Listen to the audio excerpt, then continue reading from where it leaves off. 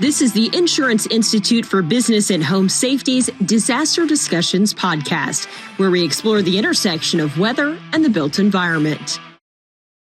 100,000 homes, each one housing a family who wanted to feel safer inside when the next storm arrived. What began as a small coastal effort in Alabama has grown into a nationwide community working together to reduce risk and recover faster. Real storms have tested these homes, real families have lived in them, and real results have proven that verification and performance matter. Today, we're telling the human story behind this milestone, how Fortified reached 100,000 homes, the people who made it possible, and how their work is shaping a future where resilience isn't exceptional, it's expected everywhere we build. Welcome to Disaster Discussions. I'm Rachael Penton Gauthier. And joining me now to talk about the road to 100,000 Fortified designations, we have Alex Cary, Director of Fortified Market Development, and Cliff Barros, Director of Communications and Market Development for the Fortified program. Welcome to Disaster Discussions. Thanks, Rachel. Thank you. I am super excited to have you guys in the studio today. We're going to talk all about Fortified, how we got to this 100,000. But I want to start, you guys are actually based in coastal Alabama. You live in Baldwin and Mobile counties. You live at ground zero where Fortified all began. And it all began with two storms back in the early 2000s, Hurricane Ivan, Hurricane Katrina. I was also living in Mobile at the time. I was a high school student in Mobile. So we all experienced these storms. And really that is kind of what kicked off the early stages of Fortified. These back-to-back storms put Alabama into an insurance crisis. Kind of reflect back on that time. What do you guys remember after these two storms? You guys were working at Habitat for Humanity. Resilient construction kind of spawned out of these two storms. Talk a little bit about that. Yeah, for me, I was not yet at Habitat when Katrina hit. Katrina hit and went to go visit some family friends who lived on the Back Bay in Biloxi, which is right up on the water. I went to visit the family, and when we got there, it was nothing but foundations. And all you could see were foundations and raised piers. And we went there, stood up on the foundation, looked around, and I'm telling you, you look left, you look right, there was nothing. Even the debris had been swept aside. And so it was just this blank field of foundations and piers. And then I realized, because it's so awe-inspiring, in a bad way, right? It's just devastating. And you don't even notice that there are people mingling in between the foundations. And they were really I say they looked almost like zombies, because they were just looked like they were aimlessly just wandering between their houses. And it's so hard to process that much devastation, that much damage, that I didn't even recognize what they were doing until one of the women in the family that I was visiting put a cup and a picture frame or something up on the edge of the foundation. I realized that the entire foundation was surrounded just with what normally you would consider junk or knickknacks. Mm-hmm. But that day, that was all that family had. And it was at that moment, I was there's got to be a better way to do this. This should not be normal. And so a couple years later, I was able to get to Habitat and start putting that into action. And Alex was already there. Yeah, so I was already at Habitat when Ivan and Katrina hit.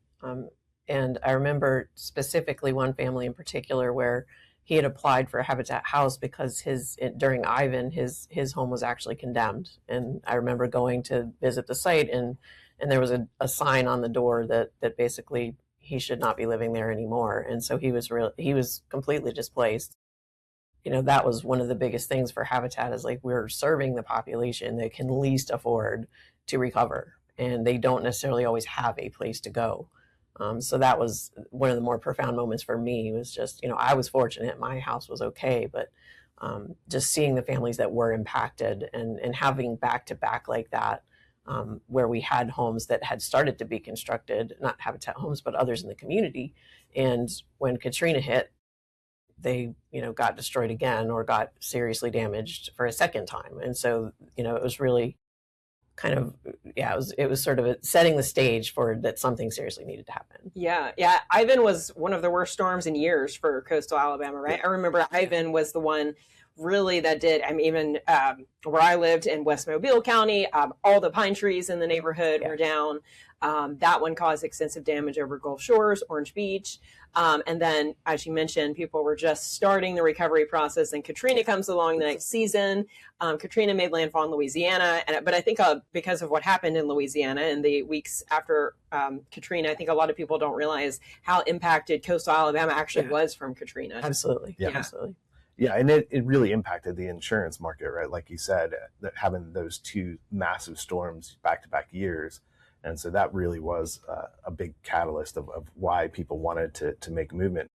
I was fortunate I had a construction manager when I was with Habitat that was aggressive about trying new things. And so she came to us one day and she was like, I want to build a fortified house, a fortified for safer living house, because that was the name of the program back then. And of course I was like, what the heck is that? And how much is it going to cost? It was, you might want to talk about like how you found out, because I don't even know the story really. Yeah. Actually, because of Ivan and Katrina, there's a nonprofit that we work with today who's a very critical partner. And they were just founded after Ivan and Katrina. That was literally when they got their 501c3. And I was approached by a gentleman who really became quite the spark plug in Alabama.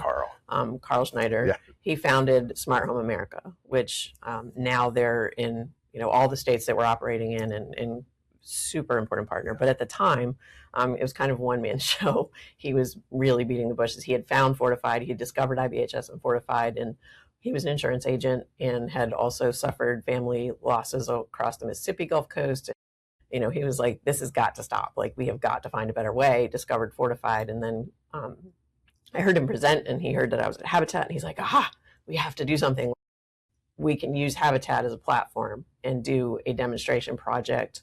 He ended up engaging some of our member partners to get funding for it. And we ended up building one of the first fortified homes. And a lot of that was because of the insurance problems, and the state was sort of making changes at the time. So they were looking at Fortified as a potential solution and passing legislative incentives and things like that. So there was a lot going on in those years around 2009, 2010, when I was first introduced to the program. You think that it'd be easy, right? Like as a nonprofit that's trying to build a home for a family in need, that it's a better home. It's a better home. Like, it's objectively a better home. But when you're in the director's role, like I was, you really have to weigh, like, okay, so if I have to pay an extra $3,000 or $4,000 for this, is that going to mean less homes? Am I going to put somebody else, you make this house better, does somebody else lose? And so you're weighing this option. And so we really just, I said, we could do it, but I need you to start cutting things. So like, instead of putting a ceiling fan, which was pretty custom for us, in every room, we only put it in the living room and not in the bedrooms, to save a few $100 there. We trim the size of our sheds down a little bit, save a couple $100 there, and just try to find ways to balance that budget to make that possible. Because it really, like I said, we knew it was a better home. We knew it was a better thing. And ultimately it came down to what you were talking about just a minute ago. When you're looking at the community we're serving, they're the ones who are impacted the most by a storm, right? Like, they don't have the money in the savings for that deductible. If they have to move 50 miles away from their current home when they're displaced, that's an additional gas to get to your regular school, to your regular job. And people just can't afford that when you're at that low income. And so it just made a lot of sense. And we found a way to make it work, and it became a regular part of the way we did it. And to your point of the state really trying to get involved, we became sort of if Habitat can do it, why can't you?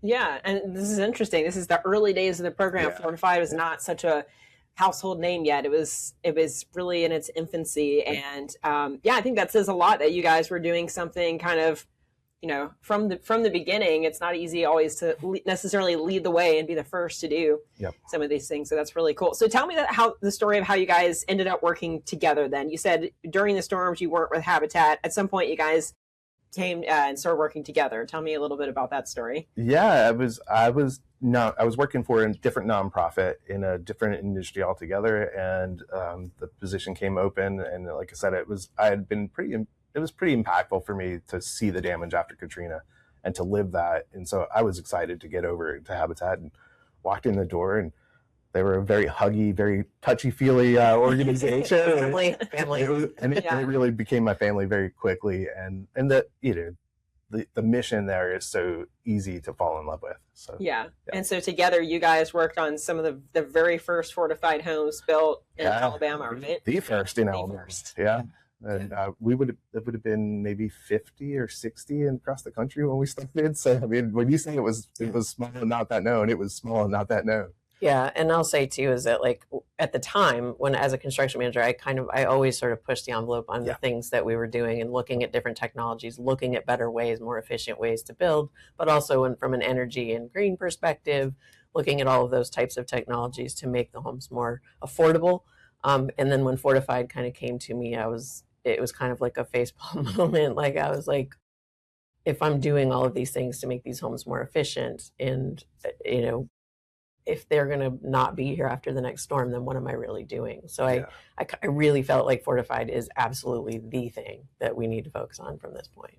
What were those early homeowners saying? Because when you tell a homeowner, hey, we can only put one ceiling fan in, but your roof is going to be stronger and maybe able to survive the next storm. I'm just curious what the reaction was when it was lesser. I think that it was so close to when the storms came that I think it was a pretty easy sell. I'm not going to say that people didn't have some pushback, right? Like they want what they see other people having, right? Like my shed's smaller than my next door neighbor's shed. Why is that? And those kind of things. So, I mean, it wasn't like seamless, but I think in the end, I don't even think it was much of a sell at all. I think people wanted a better house. Well, and I think too, because of what the state was doing and sort of taking a lead on that and some of the incentives that were in place, because we had insurance incentives at the time, and we were finding that some of the families that we had served prior, because, for Habitat at the time also managed the mortgage, sort of owned the mortgages. Right. And so we had families that literally, because of the increased escrow, because of their insurance increases, doubled their payment. So if you're thinking about somebody who has, at the time we're talking years back, but it was like $400 for their mortgage payment a month. Right. And when that goes up to $800 and they're on a fixed income with very limited resources, like that seriously impacts somebody's ability to even afford their house anymore. Yeah. At that time, we were deciding the mortgage based on like the family paid 20% of their income. That was their payment. So when that payment doubles, now that's 40% of their income is going to cover. And I can't afford 40% of my income to go to my housing costs. And somebody in a low to moderate income, they certainly can't afford that. And so it really was, we hear the affordability issue now a lot. It was for real back then. And the line was out the door with people who needed help. And we didn't really have a method to give it to them. And to the state's credit, the Department of Insurance really is the one who made things happen. Yeah. And they saw it. And they really pushed back because people were like, just cut costs, just make the insurers charge less. And that's just not realistic, right? I mean, I don't even know if it's legal, but if it is legal, it's not going to last very long because eventually there's going to be a storm and they wouldn't have made enough money. And it's just not. And the insurance department held true. That was Commissioner Bell, I think, first. At the time, and then Ridling. And then Commissioner Ridling and now Commissioner Fowler. And each one of those three commissioners since that has done something to move Fortified in Alabama. And they really were I would say the leaders in Alabama, but I think really the leaders of making Fortified what it is in the country, because without them sort of paving the path in their own state, it doesn't happen anywhere else. So we were fortunate. I mean, we took a risk, but they made it easy when they made the insurance premium discounts. They made that really predictable. And so it was easy for me to say, I can save this family, 50% off their insurance if we build Fortified Gold. It's easy to calculate. I knew what we had, every other home. So we knew what the insurance rates were. And it's like, we'll make this money. We always laugh because I kept saying life cycle cost, the cost of a home over the life cycle of the house. And it was my catchphrase, and I used it so much that she makes fun of me for it. But that was really, once you figure out that, it really became a no-brainer for us to just build them this way.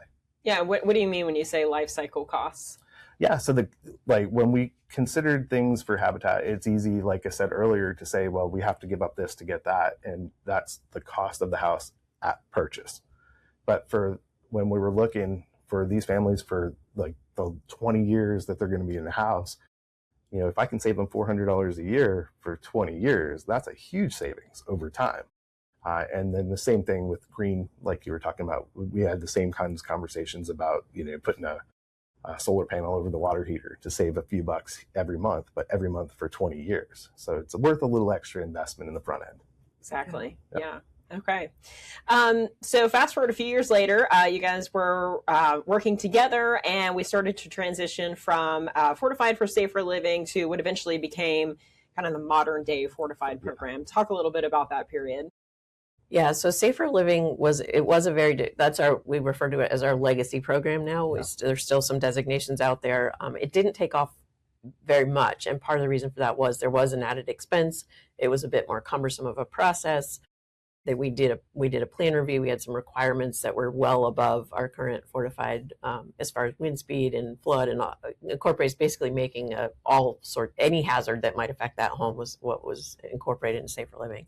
And now with Fortified Home, we're really dialing in on that wind hazard, wind and falling water, not rising water. So it makes it's a small jump above code, and so it was very easy to. It's much easier to adopt in a broader sense, and the costs came way down. The process was much quicker, and so it became much easier of a sell, not just for us at Habitat, but well beyond. So it was easier for other stakeholders to get to really engage, such as builders and roofers, because that cost, it's not disruptive as much. Exactly. Yeah. And as we continue to adopt more modern building codes, that cost continues to shrink. We're now down to single digit percentage points on in our area, especially particularly in Mobile County now too. Just picked up the code. We have the Coastal Code Supplement, which is a product that IBHS and Smart Home put together that makes it easy for jurisdictions to adopt changes to the code that mimic Fortified, essentially. So at code, in most of the jurisdictions in Lower Alabama really are Fortified. They're just missing that designation, which is the documentation and the verification process. Yeah, and that was really at the time, and this is actually after Habitat, before I came here, I actually was with Smart Home for a brief stint there.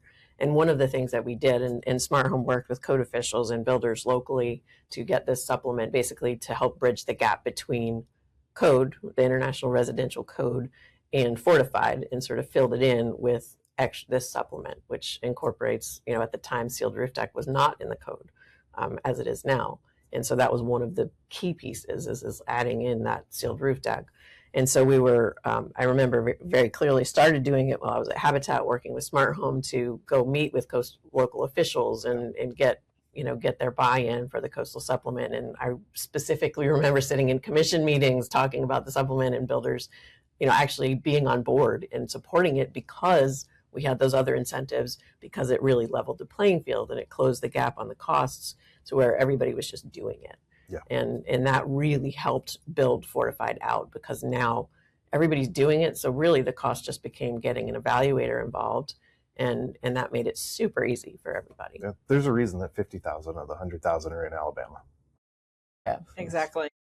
Yeah, we're a big proponent of codes. That helps. That's better than traditional construction. And then when we can take it all the way to Fortified, we've seen those real world proof points, which we're going to talk about a little later. Let's talk about how you guys made your way to IBHS, though. You mentioned Smart Home America. You guys were working together at Habitat. Eventually, you both made your way here to IBHS with some stops along the way. So tell me that story. You were first. Yeah. So I actually went from Habitat, and I mentioned that's where Smart Home sort of came to me and brought Fortified to me. And then I started as a board member, and then I worked helping just as a volunteer board member. We didn't have any staff, so it was literally just us board members sort of promoting and getting Fortified out there. And then I ended up doing a brief stint as the executive director of Smart Home. And a lot of that was just to get us to the next level. I actually knew I was coming to IBHS. Julie Rachman, the CEO at the time, said, "Okay, I'm going to, get Smart Home stable, and then I'm totally swiping you." So my whole mission in that year and a half was to make a name for Smart Home, just to get the awareness out there, and then to raise enough money so we could actually hire somebody to take us to the next level. And that is exactly what happened. And that person who we hired at the time, because then I bounced back to the board and came on to IBHS, who is now running Smart Home. So the CEO and president, Julie Shia Woodard, and she really has taken it to the next level. And she and I have worked, and then eventually Cliff came in, and we've really worked from that point to just take us to where we are. So it's, I mean, that's a big fast forward in a lot of work later, but yeah, it was pretty cool.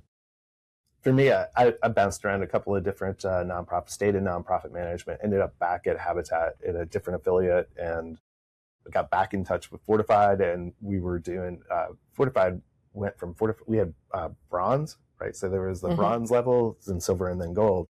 And then there was a shift about 7-8 years ago where bronze became roof. And part of that was really to make it easier, more accessible for homeowners.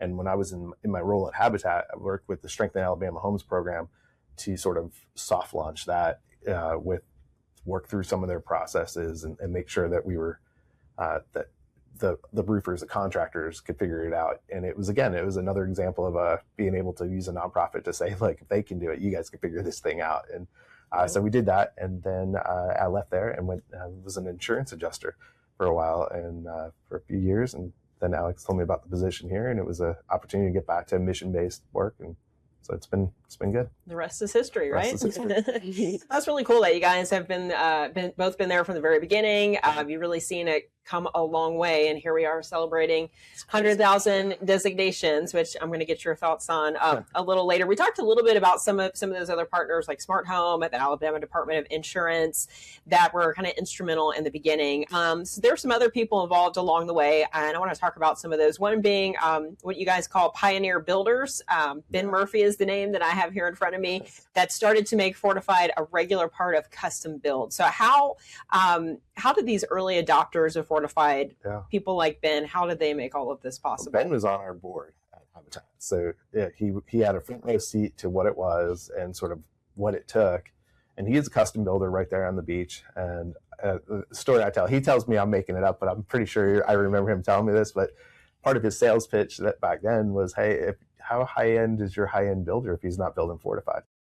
That's a good sales pitch. So that, sort of does that differentiator. What makes him different than the other guy who's building houses down there? And we see that repeat itself all across the country. Anytime Fortified's into a new market, it's either a nonprofit or a custom builder that's doing the work. So, yeah, Ben is one of many. I don't want to leave anybody else out, but that was the story that's why it's in your notes, because it's the one that sticks in my mind. Yeah, and I'll say too, is we ended up having pretty early on. I mean, we were just a few years in, and we had another builder. It was a regional builder, but what we call a production builder, but it was Truland Homes at the time in Alabama, and we did have another. I know we'll get to Sally eventually, but he comes into that story as well. But he was an early adopter as well, and one of the things that they, really that affordability piece, they were building, pretty, not super high end, but they were a pretty reputable builder in the area. And he just found that with the insurance savings and the affordability side of things and the resilience, like that just appealed to them as a differentiator. How do we differentiate ourselves in this pool of, production builders in this area? And that was what they found was really something they wanted to do. Yep. And then some other volume builders, D.R. Horton jumped on, made Fortified Gold a standard way of building as well. Yeah, so part of that path was that because Truland was doing it and they were advertising it, and so gradually customers started to come into the D.R. Horton sales offices and we're saying, hey, what about this Fortified thing? What is this? And again, because of the affordability side and the insurance, people were really starting to realize that insurance was becoming more available and way more affordable with this Fortified thing. and so they found that they really had to, because they were just getting asked about it so much. And so it was a slow sort of roll, because they didn't want to not be able to sell their non-fortified homes. So they didn't advertise it for a while, but they were doing it for quite a bit of time until they sort of finished that inventory and sold that inventory. And then they adopted it full on. So I think that was around 2015 or 2016. So they've been doing it almost 10 years now. If you're not from the area, you may not know, but if they're not the biggest builder, they're one of the biggest. They are the biggest builder in the area. And And so to have them come on board was phenomenal. And I think that they've hit just about 10,000 homes. Yeah. Yeah. So 10% of our total designations are through that volume builder. And if you see a neighborhood that they're constructing anywhere, I mean, and they have hundreds of them now, they are all fortified. Yeah. So Wow. yeah, it's pretty cool. Yeah, and they're not the only ones. There are several other Absolutely. builders.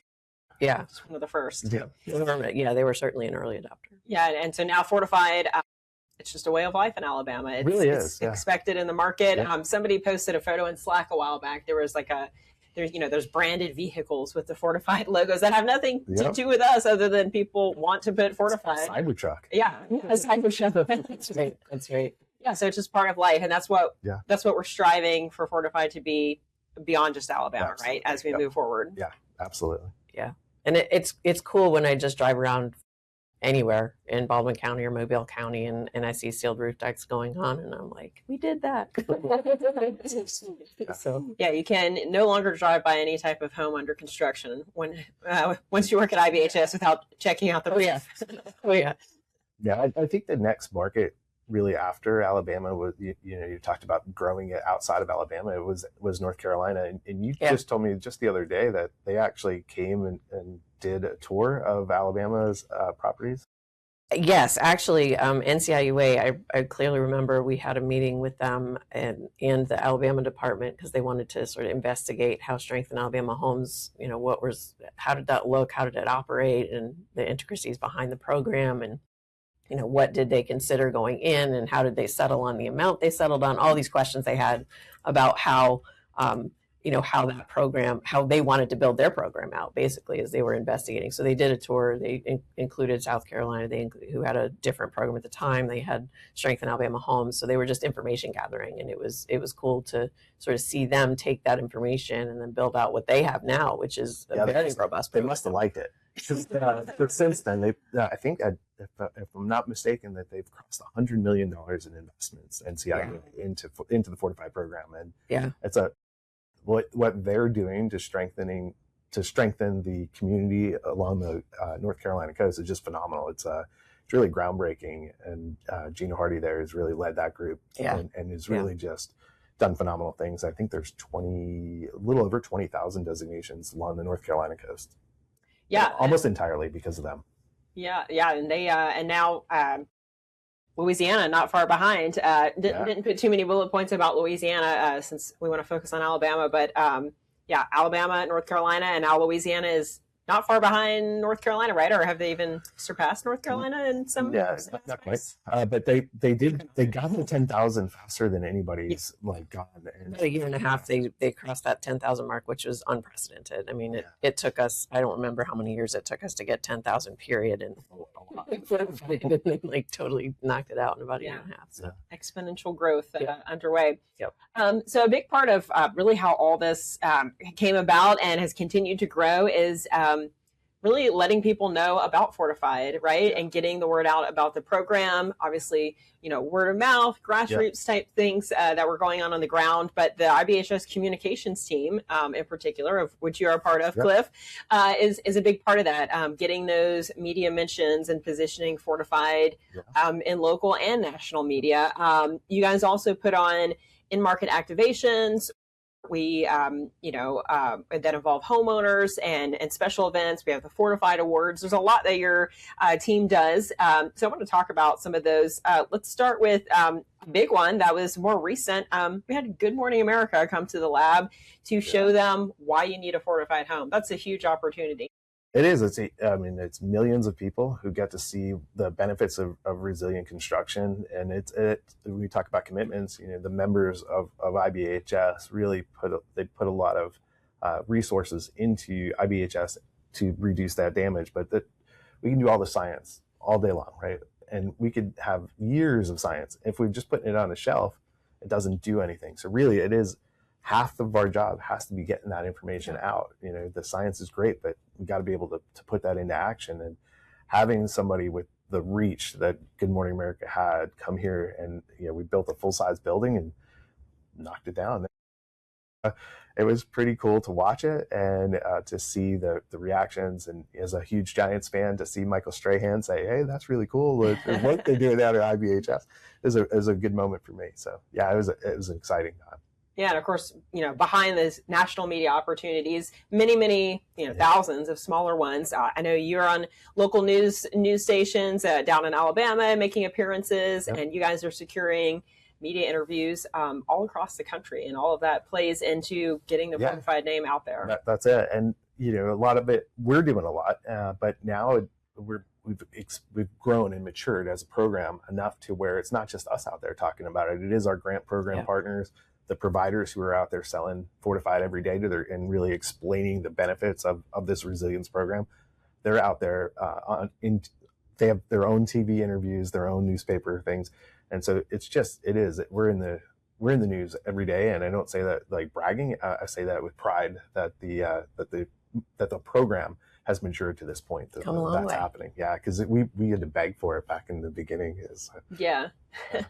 Yeah, that's awesome. People reach out to us all the time wanting us to do interviews as storms are approaching and tell people about Fortified. So that's really cool. And I want to talk about some of the in-market activations. We go to different states. We put on these events. Talk a little bit about what these events are and some of the homeowners that you guys have met along the way. Yeah, I mean, it's kind of like a throwback to the beginning, and it's typically we're working with a nonprofit that has a homeowner or a grant program that's introduced us to a homeowner that's telling the story, and depends on where we are, what that story is. We just went and saw Fats Domino's nephew getting his house, and that was cool in New Orleans, and it was interesting. He had lived through Katrina, and he had lost his home, and here he is, after it was Ida, Zeta, Delta, had more damage. And this time he was a little more prepared for it, knew what to expect. And now he's got this fortified roof, and he was thrilled to be able to know that, he wasn't gonna have that water coming into the house, which was the problem that he had with these later storms. So it was really cool.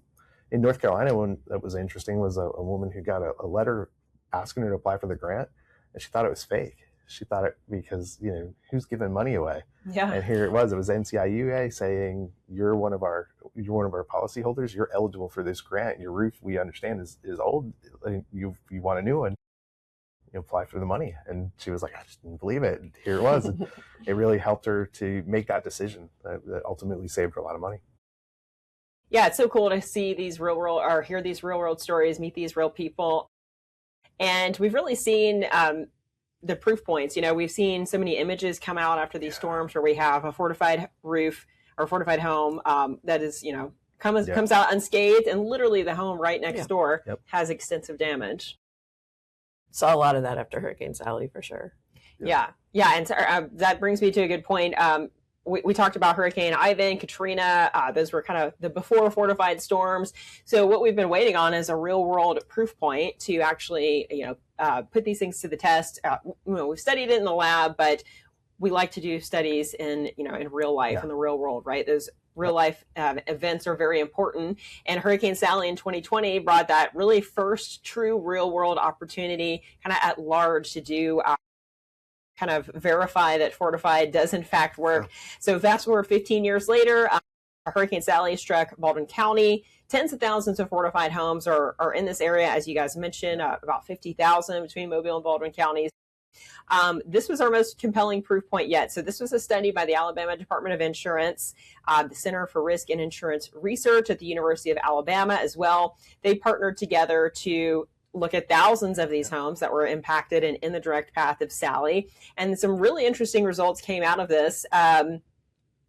The homes that were fortified received very little damage. Much of the damage that they did experience was actually due to trees falling on the homes, right? Right. Which has nothing to do with the fortified component. But another really interesting part is that the homes, even the homes built to that strong local code that you guys talked about earlier, the fortified homes still performed about 50% better than the code homes. Talk about that. What was it like to hear those results? Yeah, it was very validating. And I should say, I know a lot of the code officials. And so I always talk carefully about this because they do a great job down there. But I think one of the bigger pieces in it really spoke to the importance of that third-party verification and our evaluator partners that are out there and documenting the process. And we vet we vet all of that documentation before we issue a designation. And it really proved that piece is very, very important. because the code officials are out there and they're doing their job and they're checking boxes. But in some cases, they're not necessarily checking the roofs. They may permit the roof, they may require this stuff, but they're not necessarily, and they're certainly not to the degree that we do, making sure that those details are attended to. And that's the key with Fortified, is just taking that little bit of extra step to document the process, which does matter. And now we know how much. Yeah, so it's been great to hear these results. What have you guys heard as being out on the ground and in the field? Like, what have people been saying to you about, getting this real world study? Well, I'm going to backtrack just a minute to actually after Sally, because we were interested before this study was even on the horizon. We were just interested in how did our homes do. At the time, I remember I was sure that they were going to do well, but still, having a storm hit and not, still not really being sure, there's a little anxiety with that. Yeah. And how did we do? We talked about it last night. We were it was like when you were in school and you studied really hard for a test and you knew you did well.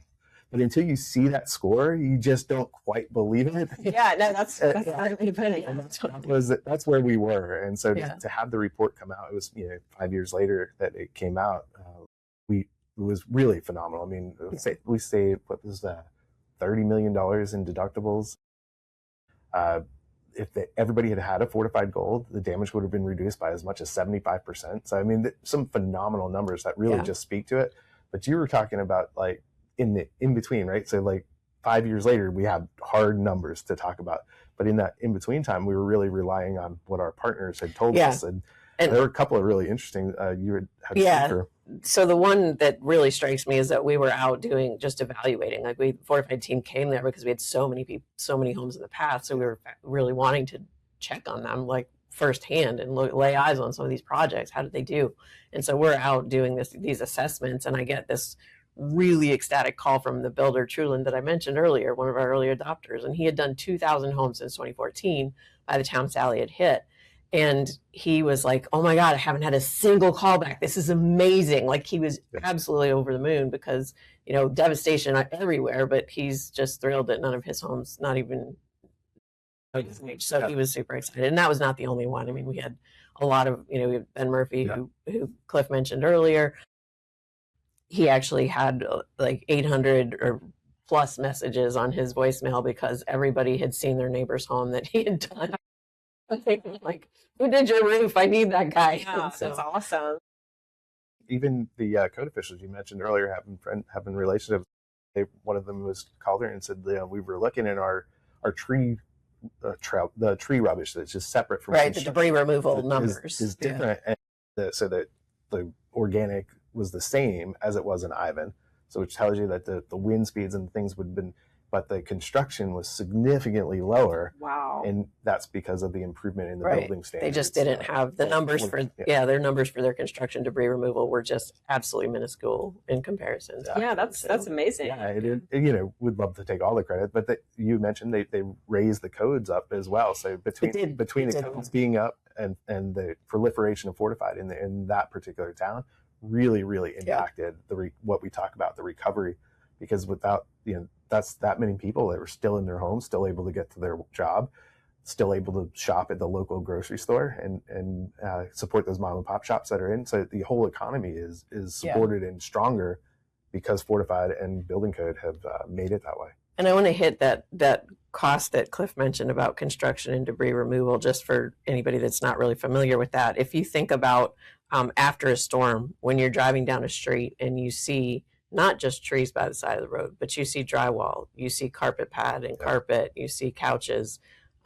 That's a lot of debris, right? That is now not having to be removed because they've been enforcing sealed roof decks since 2012.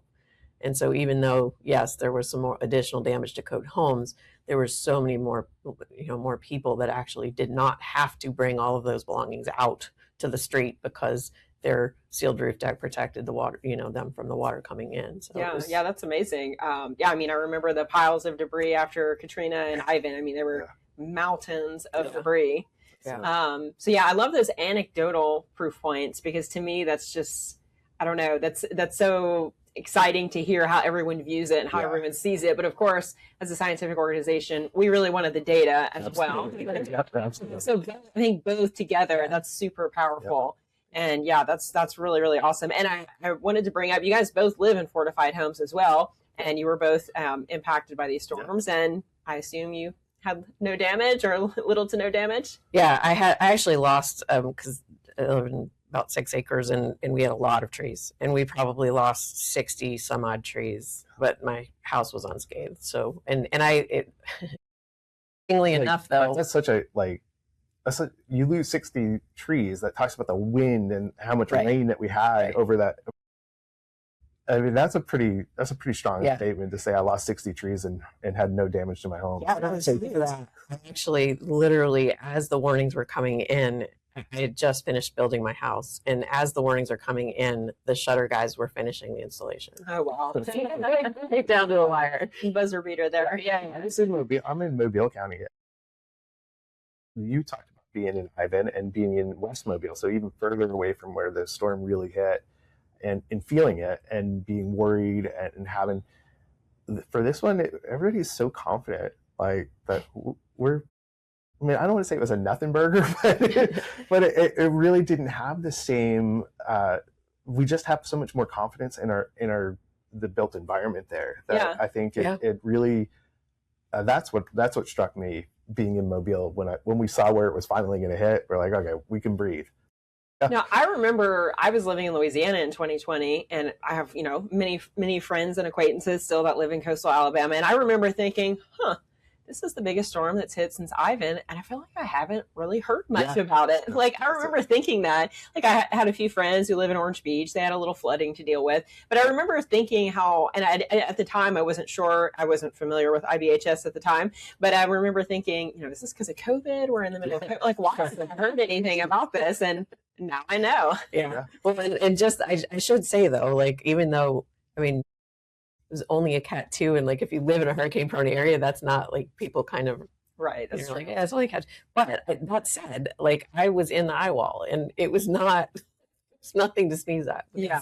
Those winds, 110 plus because it was so slow moving for 6 to 7 hours of eye wall of 110 plus. Yes, that's a great point. It's not like it was a nothing. It was there were times when it was scary enough, and I know a tornado came through by my house, and so it was definitely scary enough, even in my fortified house. It did do significant damage. It did. We had a peak in the number of fortified roofs that went on the following year because there were so many roofs that were damaged. So I don't want to make it sound like the storm wasn't an issue. It's just really we were that much more prepared. Yeah. A lot of going back to the Department of Insurance because of the decisions they made 15 years after prior to really lead the state in a different direction. And we're not just good at football in Alabama. That's awesome. Yeah, we're good at a lot of things. A very important one, being fortified, of course. So I want to look ahead now. We're marking 100,000 designations now, a huge occasion. But just kind of looking back one more time, when we hit that 15,000, 30,000, 50,000 mark, did you have the same thoughts that you have now? No, I don't think so. I mean, I think that we were proud, right? But it was still sort of we're still proving ourselves that this is a point that says that we're on our way. We're almost there. We're getting there.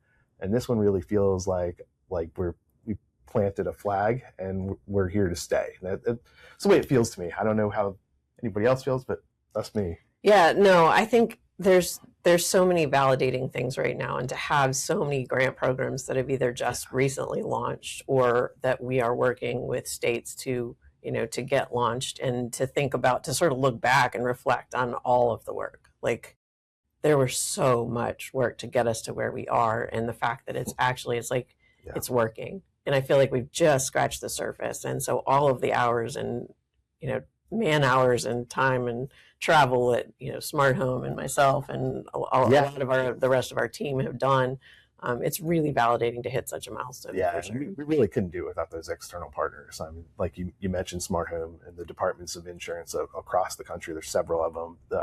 NCIUA, who took that major first step. A lot of our nonprofit partners. Flash, Habitat, SBP, Team Rubicon. Yeah, so many nonprofits. Yeah, the list goes on. Yeah, it does. For sure. And we don't get there without them. So. Yeah, exactly. All right, what do the next 5, 10, 20 years look like? How far are we going to take Fortified? Well, I know the team we were just talking about, at some point in the next 10 years, we're looking at $1 million for sure. I mean, that's not off the table. $1 million fortified.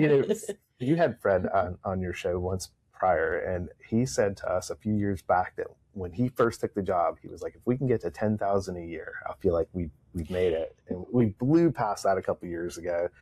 I think that we're looking at maybe 25,000 this year alone. For me, I think the next big milestone in my mind is probably 50,000 in a year. 50,000 in a year. Do you have any dream media opportunities? We had Good Morning. What else could we do? Chip and Joanna, where are you? Chip and Joanna. That's right. Come on down. We need to get on HD. That would be great, wouldn't it? That would be great. That's not an idea. Yeah. Okay. I love that. All right. Anything else you guys want to say as we celebrate this momentous occasion? She told me she's tired. Understandable. No, it's great though. It's very exciting. And I just want to say thank you to all the partners that have helped us get here. I mean, there's so many, and I think, we forget the insurance side of it sometimes, and the members really have, they committed an enormous amount of money, an enormous amount of time. And really from the very beginning, when we talk about building the first house in Alabama, the first few it was travelers that actually funded. Yeah, we had members helping to fund the opportunities that Habitat was doing it then and even now. I've been supporting this program, this whole resilient movement, really, not just in our program, but in general, for decades. So. And you think about the millions, not just that our members certainly have invested millions, but that states are now committing, and that all kinds of government entities are funding different, requiring it. And so there's just so many facets to this now, and it's just so exciting to see it.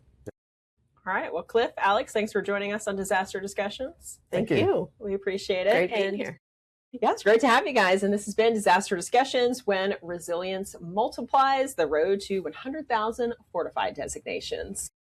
Thanks for listening to the Disaster Discussions podcast. Join us next month for a new episode.